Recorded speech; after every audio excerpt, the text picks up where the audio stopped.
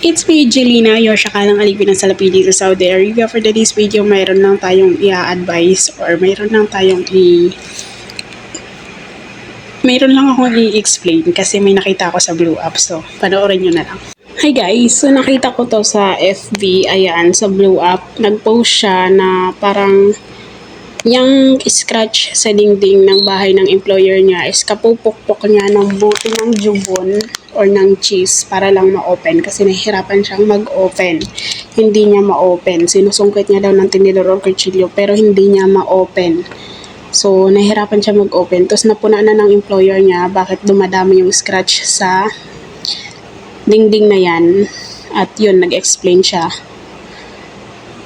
Ang paraan kasi dyan guys, so, sa hindi marunong magbukas ng ganito, kasi ayan, nakasealed talaga yan siya pag bago pa. Nakalock po yan dyan. May mga part po siya na nakaganon, naka-close talaga. So, may hirapan mag-open. Pero po, ang ginagawa ko po sa part ko po, it's either matigas na kutsilyo. Dito kasi may ganito.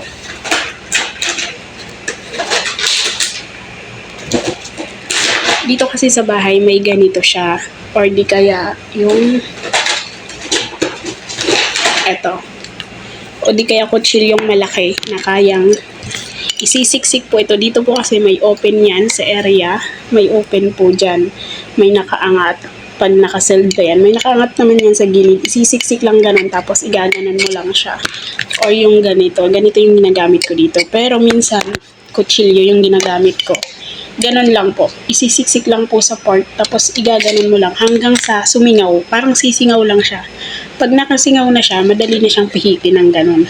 Maririnig mo yung tunog niya pag nakasingaw na siya. Parang tak! Gaganon siya. Parang basta tutunog siya na parang nakasingaw na siya. Then madali mo nang mapipihit po. Ganun lang po kasimple. So hindi mo na kailangan pukpok. Or dati yung ginagawa ko is ganun. Ganyan, tinutok-tok ko muna siya dito sa itaas bago ko siya i-open. Ganon. Kasi pag pinupukpok mo din yan, may tendency na lalo siyang mag-lock. Yun lang, pinakita ko lang. Pinakita ko lang para sa mga wala pang idea dyan, sa mga bago, ganon. So, ganon lang naman. May space naman yan dito sa gilid. Tinidor, kahit tinidor na matibay, isiksik mo lang ganon hanggang makaangat siya kahit konti lang, tapos marinig mo yung tak, ganun niya. Then, pwede mo na siyang pihitin. Madali na. Yan lang. Bye!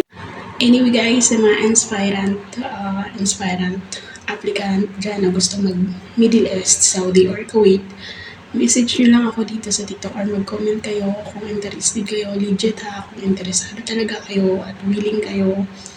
Mag-message kayo sa akin, mag-PM at i-assist ko kayo. May mga alam ako na legit na agencies na certified at pwede kayo matulungan. Yung tipong agencies na ina-update nila kanina mga applicant hanggang sa makauwi ng Pilipinas. So, yun lang. Message nyo ko kung gusto nyo or sa Blue App ko or dito sa Black App. Walang problema. Or mag-comment kayo, assist ko kayo. Walang problema. Tutulungan ko kayo makapag-apply. Pero take note doon sa mga seryoso at certified na willing mag-apply domestic helper dito sa Middle East. Yan lang. Thank you.